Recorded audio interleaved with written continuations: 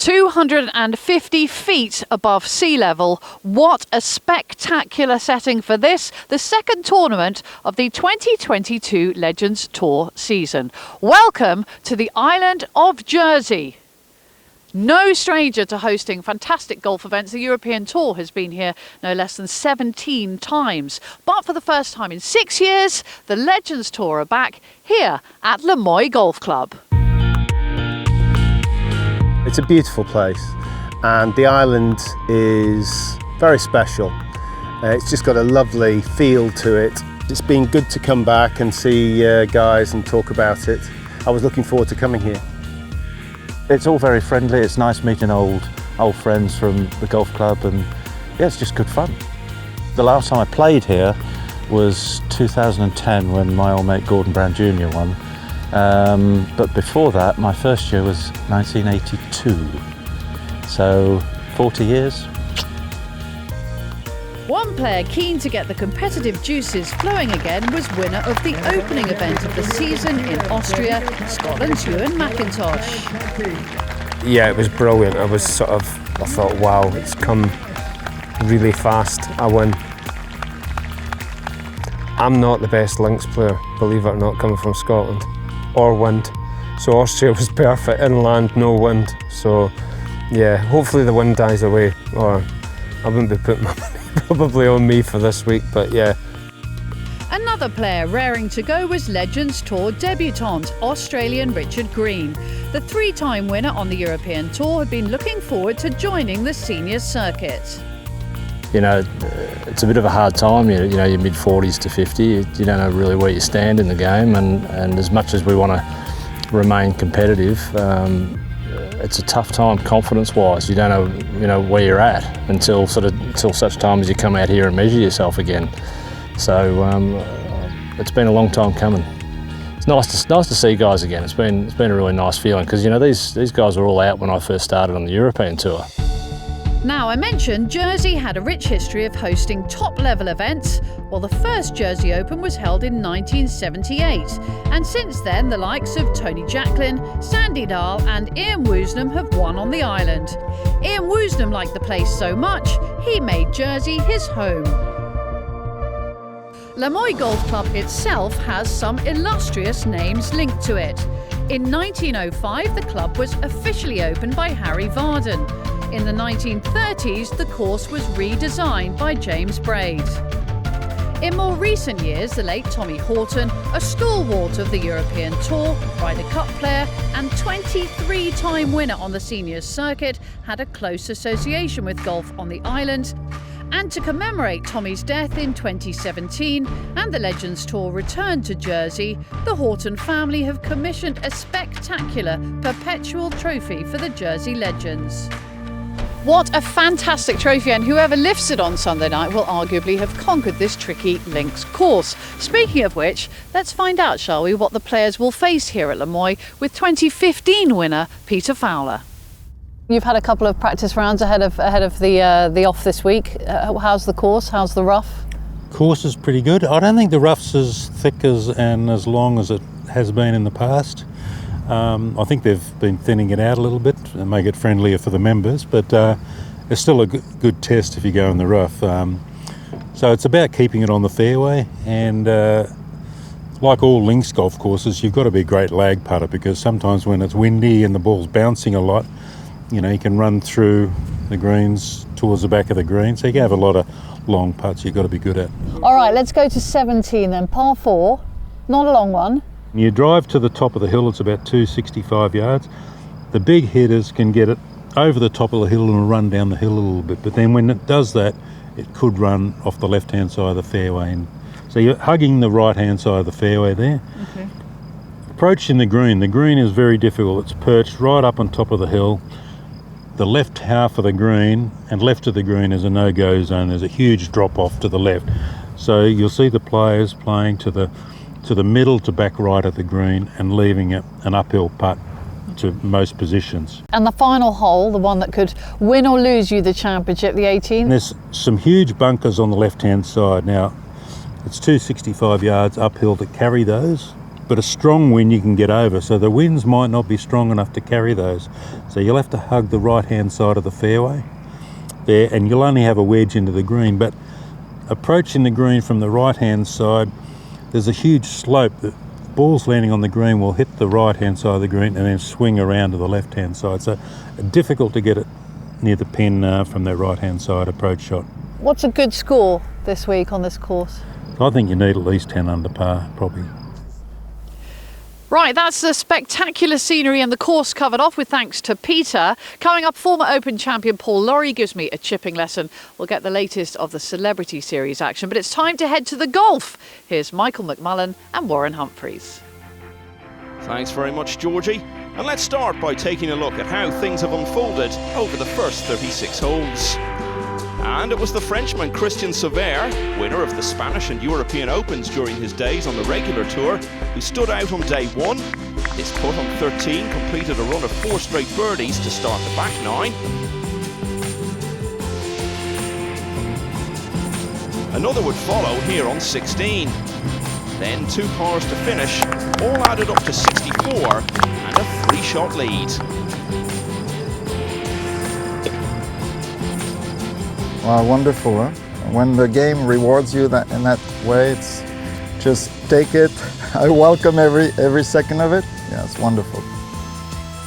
Debutant Richard Green was tied for second on 67 into day 2, and a 68 was enough to move within a shot of the lead.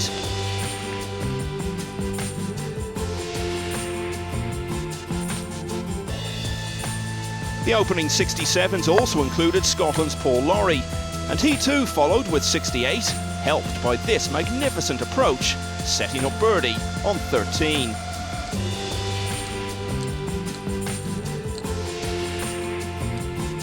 Another birdie would follow here at the final hole, to have Lawrie dreaming of a first win for almost 3 years.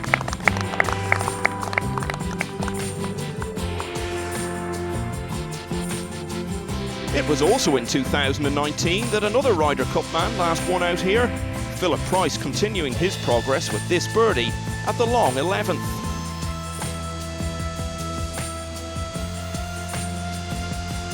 And with a 3 at the closing hole, the Welshman was round Moye in 67 for the second day in a row.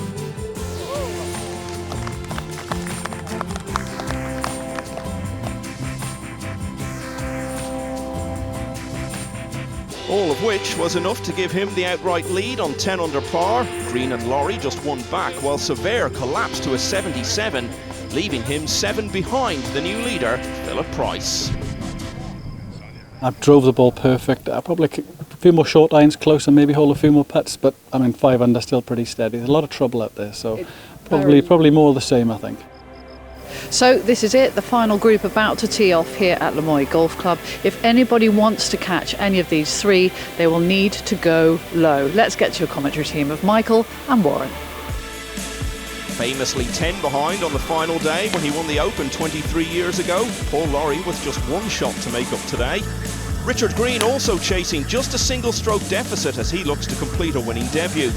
Philip Price, though, the man best positioned to taste Legends Tour victory for a 3rd time.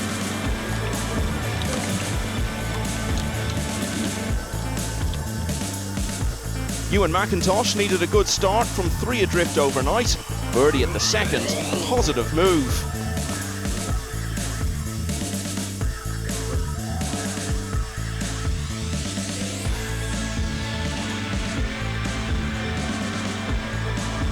Price, meanwhile, also making 4 at the second hole, the only member of the final group to do so. And a good response to having started his day with bogey at the opening hole. Green also dropped a shot on the first, Lawrie did so on the next hole, which means they're both now 2 behind and sharing 2nd place with McIntosh. And here is our leader, Warren. Yes, Philip Price on the 3rd. Unusual start here. 2 par 3s in the first 3 holes. This one a beautiful hole at 180 yards. And that's very well controlled by Price. Quite a tough pin placement today on that front right side.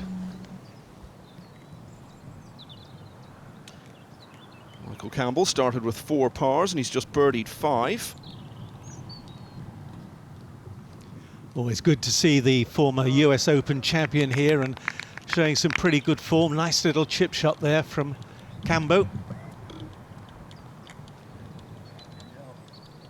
Yeah, he's 53 years of age now, and so is this man, another past major winner.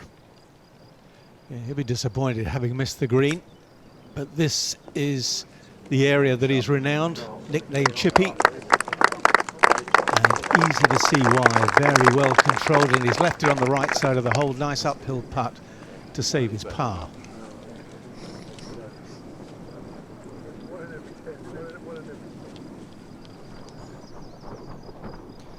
Great to see Richard Green out here for the first time, 51 years of age, from Melbourne. It's hard when you see this fellow who's got such a good touch around the green playing this game, which is kind of much more even paced. He loves racing Porsche cars back in his home country in Australia. Scotland's Gary Orr with a chance to make a big early move here. Hands a long way ahead of the ball there at the address. I'll tell you what, it works. That's an absolute snorter to hole for Gary Orr. Won a couple of times on the main tour. He looks pretty happy with that. Bogey birdie start for the overnight leader. These are the testy ones. Look at the amount of break and just really not positive. A little bit wary of that going down the slope. It's just maybe getting a little bit frayed. Final round here, we'll test the putting strokes. In his heyday, of course, just a wonderful putter. Michael Campbell, not much left to do to make it back-to-back birdies. Man who held off Tiger Woods to win his US Open title. Not many people can say that they have managed to do that in their career, especially when Tiger was in his heyday. Yeah, 17 years ago now. Now we saw Paul Lawrie's chip, and he should tidy up. Yeah, good mate.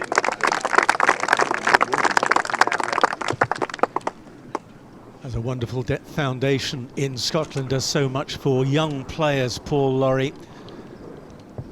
Been nominated twice by the Queen, OBE and MBE. Richard Green now for his little tap-in putt for par. No change then among the final 3 ball as they all par the short third. McIntosh, though, slipping out of the group sharing second after bogey on number 4. And that eagle 3 we saw for Gary Orr at the 6th pulls the former British Masters winner into the picture, now 5 behind Philip Price.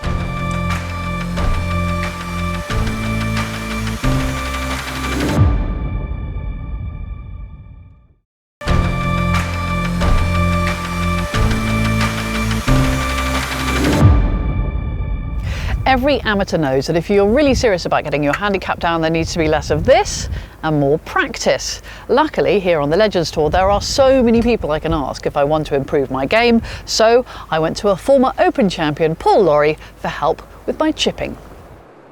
We're 10 yards off a green here, in a bit of rough. Yep. It's not a problem, but I'm an amateur golfer, and no matter how much I stand here and I'll practice my swing, as I go through the ball, I will either ground the club too early or decelerate and it will be short. I'm so scared of the ball flying 60 yards. So this is quite a common amateur problem. Yeah, one of the biggest things we see when we play with amateurs is that they take a little bit too long of a backswing, and then because it's such a great long backswing, if you don't slow down, it's going to go too far. Right. So they end up having a backswing that's for a 60-yard shot and a downswing that's for a 10-yard shot. Right. So you have to try and shorten out your backswing so that you've got a little bit of speed going through it, and you must keep your chest going. Most people, when they have too long a backswing, they then just stop and they dunt the club in behind the ball and the chest is here. If you get it a little shorter going back and keep the club going, your chest is like a normal follow-through shot. Chest is the key. If your chest stops, the club's going to stop and hit the ground. Okay. So you must keep your chest going. Give me a demonstration. Yeah. And when I go this side. So this shot here, I'm just trying to keep the speed up through it and make sure that my chest moves. As soon as you stop the chest, the club's going to stop and it's just going to end up right in front of you on the grass here, which is And you come away, I noticed you come up like any normal shot. Yeah, it's a normal shot. It doesn't feel like a normal shot for me. It always feels like a disaster. Let me see you hit one. Yeah. Whoop, Good nice shot, though. balance. That was all right. Not so bad. Yeah. But it's very common for amateurs, isn't it? Absolutely, absolutely. They get too long a backswing, and then because they've made such a long backswing, if they don't slow down, it's going to go too far. So they end up slowing down too much and stopping at the ball. A little bit shorter going back, and make sure your right side and your chest goes to the target. All right. You'll have less problems. You see?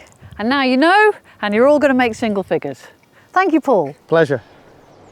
Work in progress, I think, but thanks to Paul for some great tips. Right, less of me. Let's get back to the guys who know what they're doing and the final round of the Jersey Legends. Here's Michael and Warren.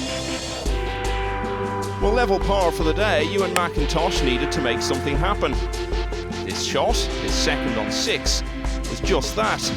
Setting up an eagle chance which he wasn't able to convert, but 2 putts were good enough to take it to 8 under.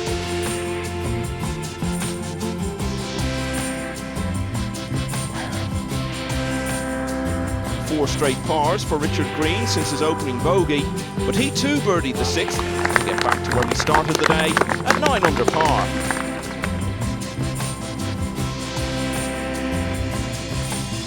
Brazil's Adilson da Silva tied for 3rd in Austria last time out. His approach to 7 just kept getting better and better. And a tap-in putt took him to 5 under after back-to-back birdies.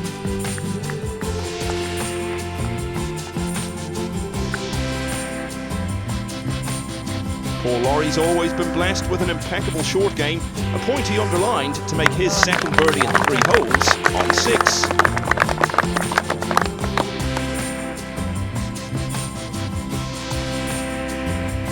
So Price was being pursued, but after this fine second shot off a downslope, followed by 2 putts, he made it birdies all round at the 6th for the closing trio to stay out in front.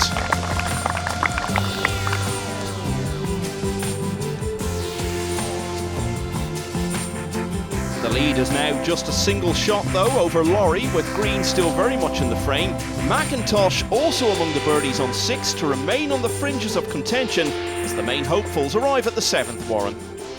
Which is a beautiful short par 4, just to lay up off the tee, 372 yards. Players need to be down the left side so they can get a view of the green.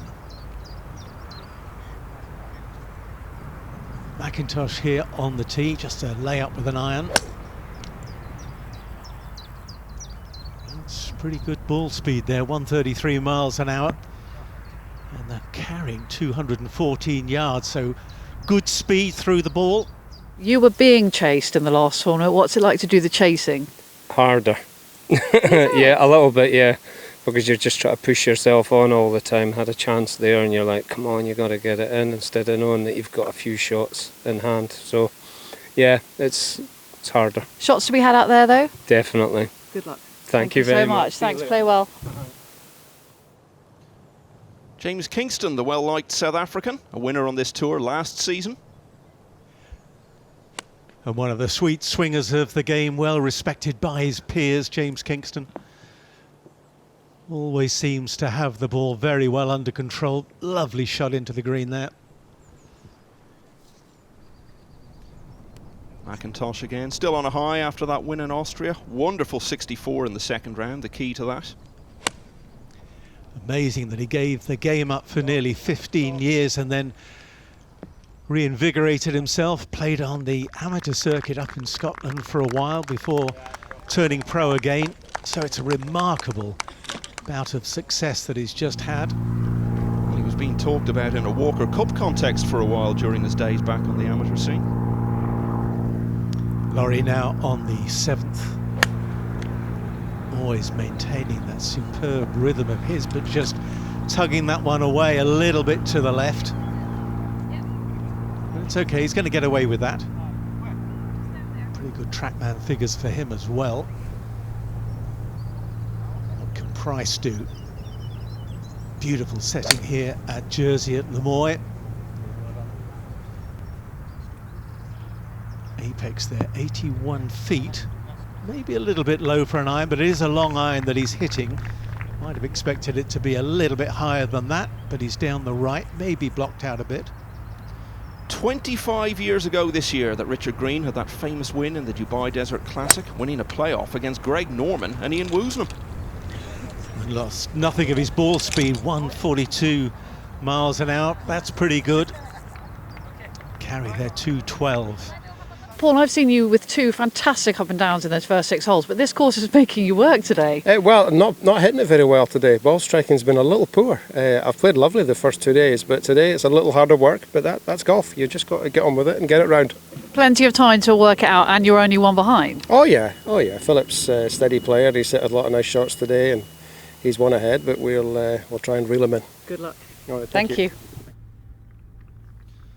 So we saw the approach of McIntosh. Can he convert to get within 2 of the lead? Yeah, and these are the sort of putts from this sort of length you've got to be trying to hole if you're going to contend. Always a little bit on the low side, that. That's what I mean there, Paul. Yeah, my stage, yours went. Yeah. So an opportunity missed for McIntosh. Now we saw the second shot of Kingston on 10. Can he convert? And he can. That was very smooth, lovely pace through the impact area there. Kept on accelerating through the ball. Good birdie.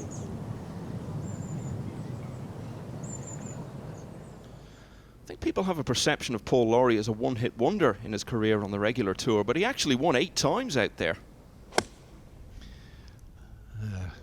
And always, I think, underrated for his Open Championship win, which was won on a player superb way that he played in that Open Championship on that final day. Terrible conditions. And he had a long wait before the playoff took place. Made plenty of birdies. Should have got a lot more credit for his win.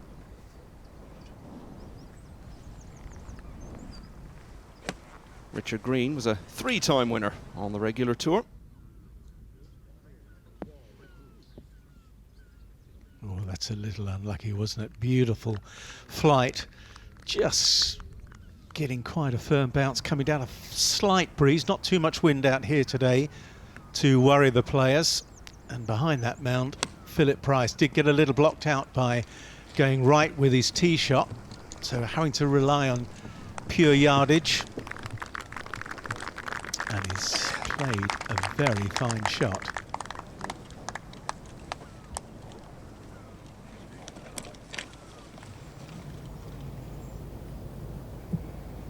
McIntosh looking to keep that winning habit this week. Yeah, setting up right at the target there is almost as if he was aiming a little left, trying to cut one in. Slight bit of breeze left to right.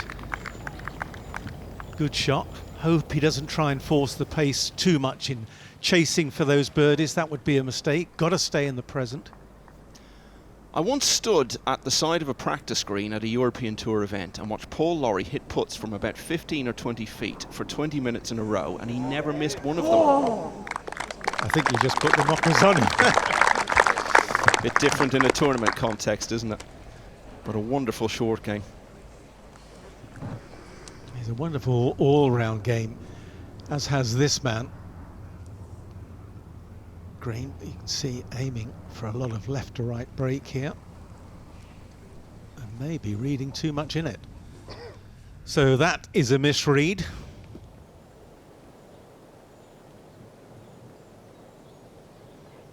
McIntosh for his birdie at the 8th.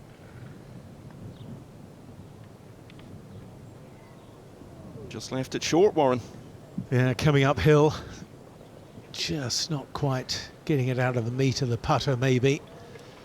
Another opportunity missed. Can't get too down on himself. That would be a mistake. Here's a man who never really gets down on himself. Philip Price. Played in that Ryder Cup at the Belfry. Everyone knows. Tell them who I beat. Of course, he beat Phil Mickelson. Pretty good scalp to get in a Ryder Cup. So the lip out means Price's lead remains at 1. Pars for everyone in the last 2 groups on number 7. Michael Campbell has just birdied the 10th to go 4 under for the day. Now 5 behind. A late charge could give him hope in the Jersey Legends.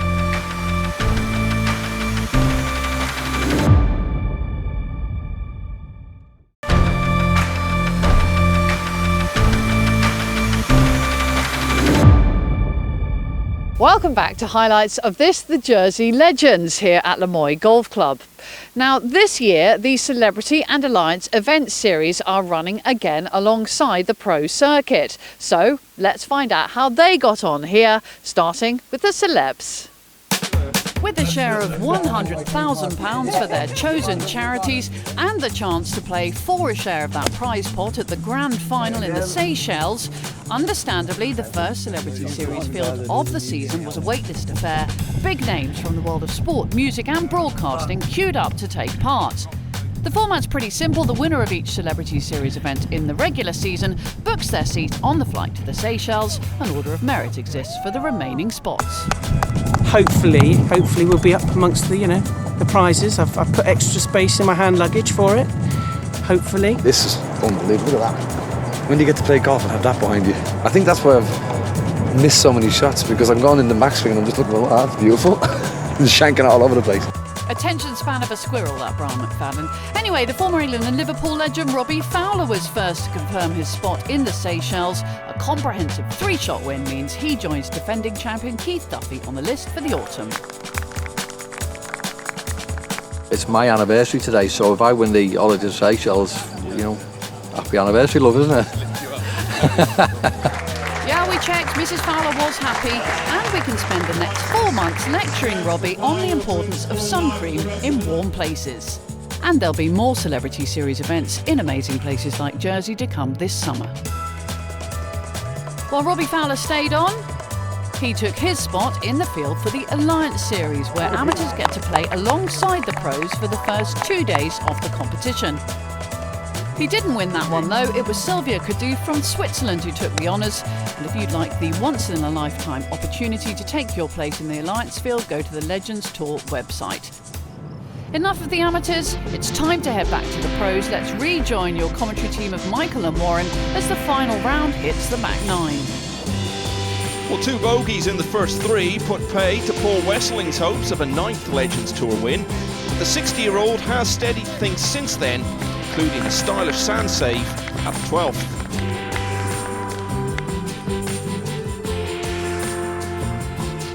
De Silva out in 36, even par, playing his second shot here to the 10th. That fine shot would yield him a birdie. Good way to start the back 9. Michael Campbell's progress stalled with the first drop shot of the day at 12, but he parred the next hole, and after this tee shot, took 2 putts for another par on 14, where nobody could claim the car on offer for a hole-in-one.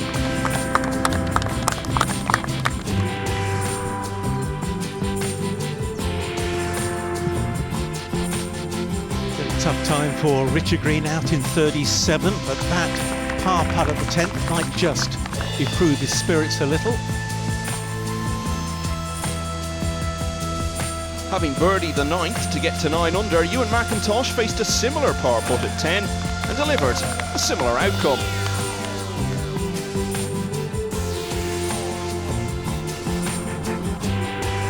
It's a gorgeous par 3, the 12th, 175 yards. Sweet swinging Paul Lawrie produces another fine shot here. Unfortunately not able to make the putt, so no birdie, just another par. Very steady round of golf so far for the Scot. So Philip Price was having his chances to establish a bit of distance over the field, but another birdie putt eluded him at the start of his back 9.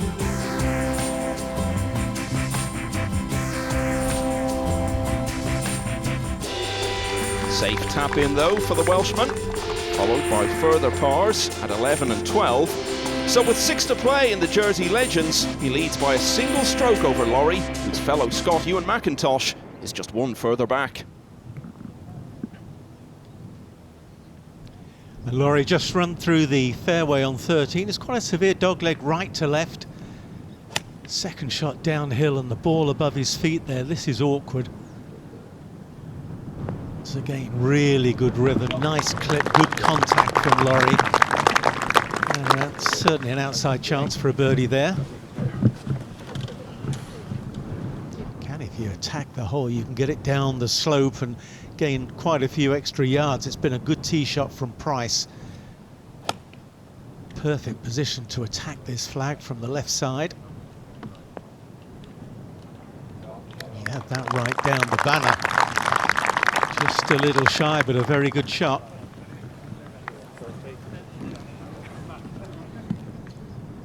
Michael Campbell was making a bit of a charge early on, couldn't quite maintain that coming towards the finish.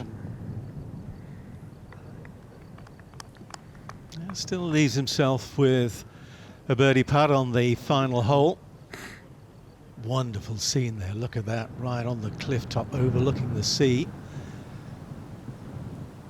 Huge tee shot from Green here on 13. Obviously feels it's time to attack. Little sand iron flick shot, and he's played that beautifully.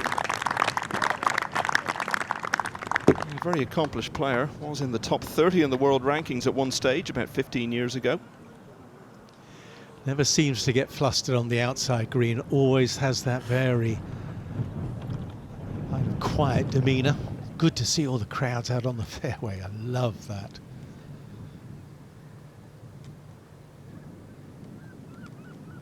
McIntosh needs this. It could be a big moment for him.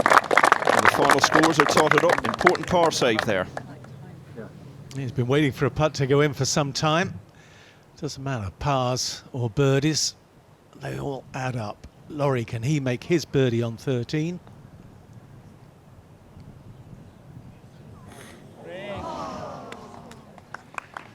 And so often the difference between winning and losing is just that, millimetres.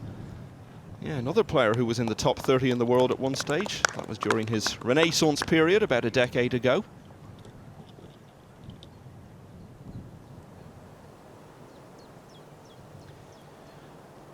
Well, this is a great chance for Price. Again, one of these players that use all sorts of strange putting grips to try and help it go in. Maybe a little bit more positive with that putt. Trickled it a little bit.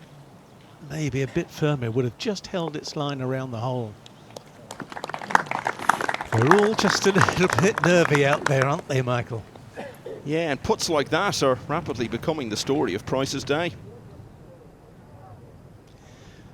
Now, can Campbell finish with a flourish here on 18? A little bit down the slope. Oh, he can too. Beautiful putt from the New Zealander. 4 birdies and 6 holes around the turn. Briefly raised outside hopes of a win for him. Couldn't keep that going, but that birdie at the last sees him round in 68. Well, Green really needs to make a move. Has to make this, you would think. Keep himself in contention. Oh, my goodness me. Well, you thought one of the three might have holed on that green. Richard doesn't.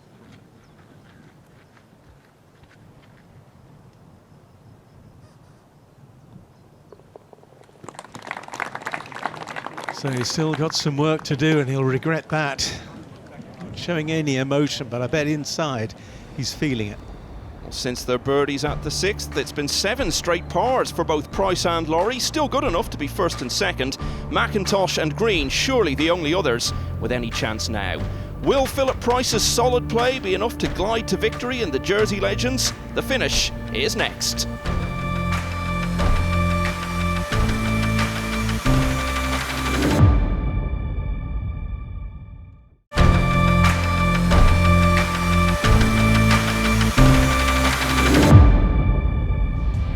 Welcome back to Moye and the final round of the Jersey Legends, where the leading groups have made it to the closing holes. Adilson de Silva won't be winning this now, but the Brazilian is enjoying a late burst with birdie on 16, followed by another one here at the penultimate hole. For Richard Green, 3 pars since the 13th. Got a fine birdie there on the 16th, moves him up the leaderboard.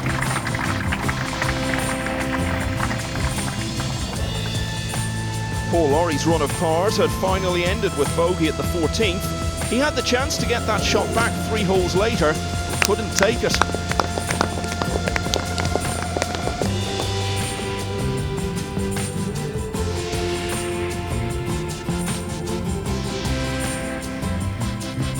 It was disappointment for Philip Price, bogeys on 14 and 15. Had a chance to rectify matters to make a birdie on 16 after that chip shot, but no success for the Welshman. It was just a par. All pars so far on the back 9 for Ewan McIntosh, and it would stay that way after a narrow miss on the 16th.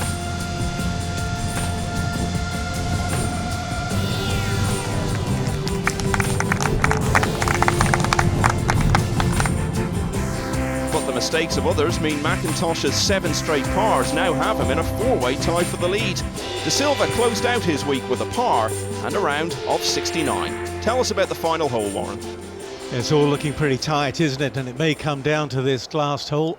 Cluster of bunkers down the left-hand side to avoid for this dogleg right to left, so maybe just keep it away from those. Keep it up the right side a fraction. Trying for the little fade here for Richard Green.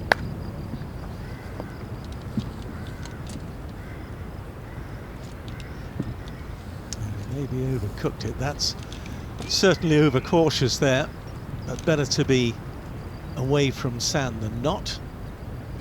What would Lawrie give for a birdie on 18 now? And he did have one on this hole yesterday. A little bit easier, I think, to play this hole as a right-hander, trying to draw it. Look at that carry for Paul Lawrie, 282 yards. That's a big hit. We saw Philip Price go very close in the Irish Legends at Rosapenna last summer, beaten at the 2nd extra hole by Thomas Bjorn.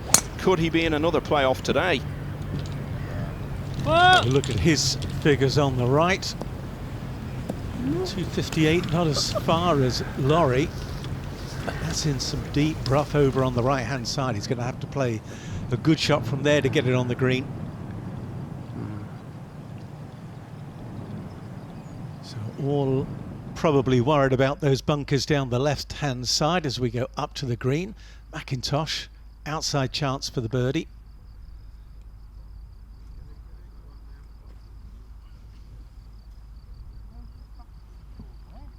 Well, no birdie, but should make his par from there.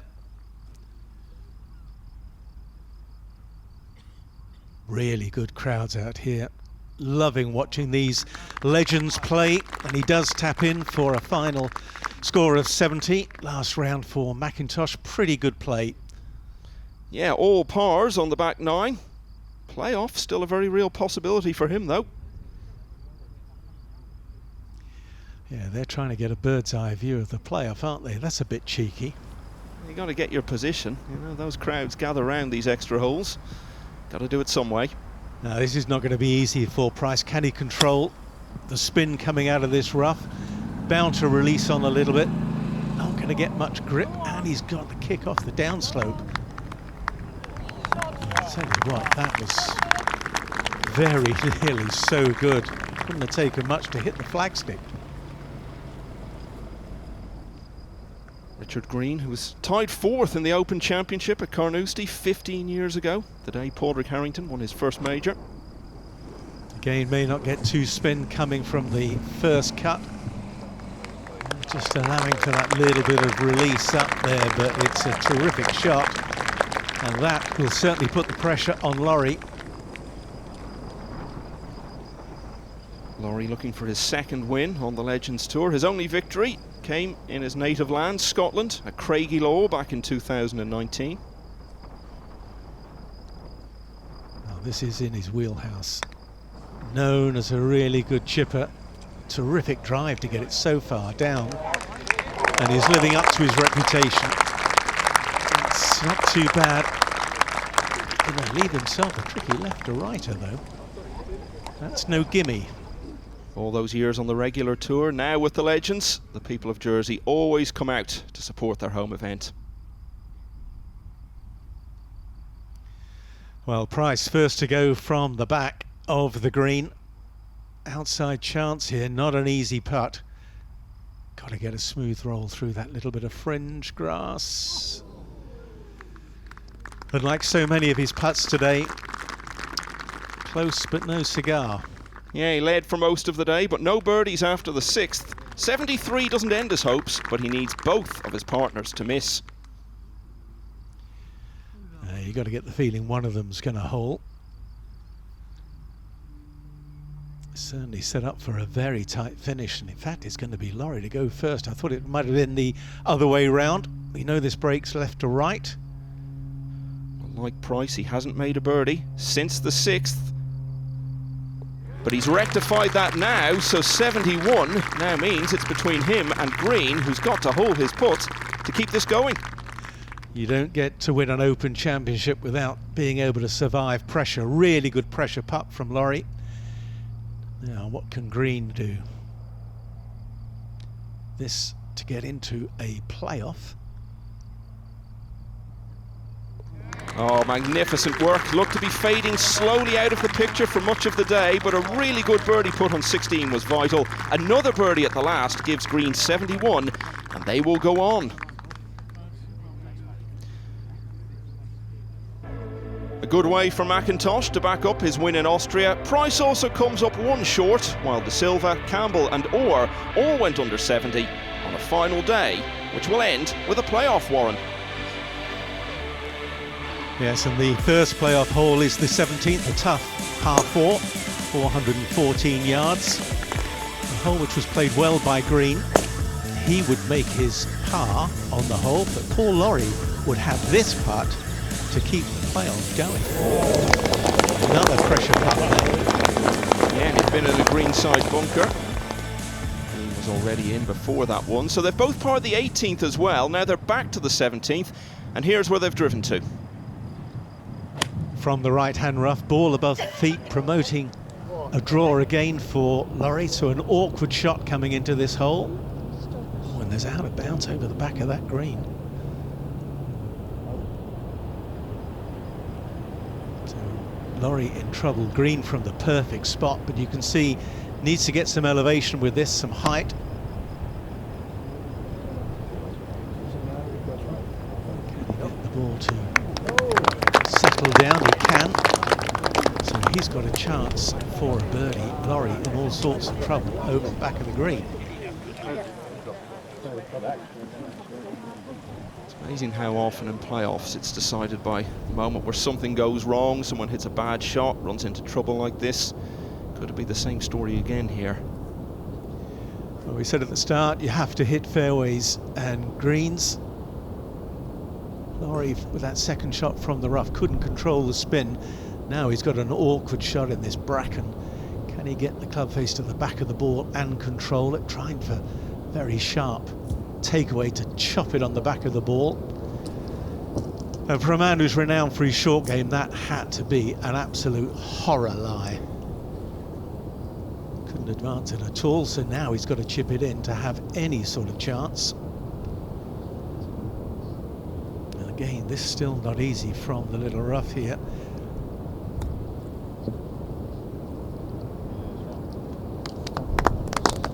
Not bad, but it means that as Green places his ball down, he knows he's got 2 putts at least to win this. Yeah, I bet he'll still be feeling a little bit nervy.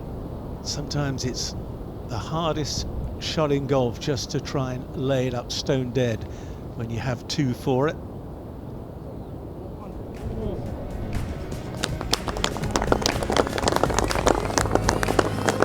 Well, he can enjoy this moment now. Start as you mean to go on. Richard Green makes a winning debut. The Australian comes out on top in extra time against Paul Lawrie in the Jersey Legends.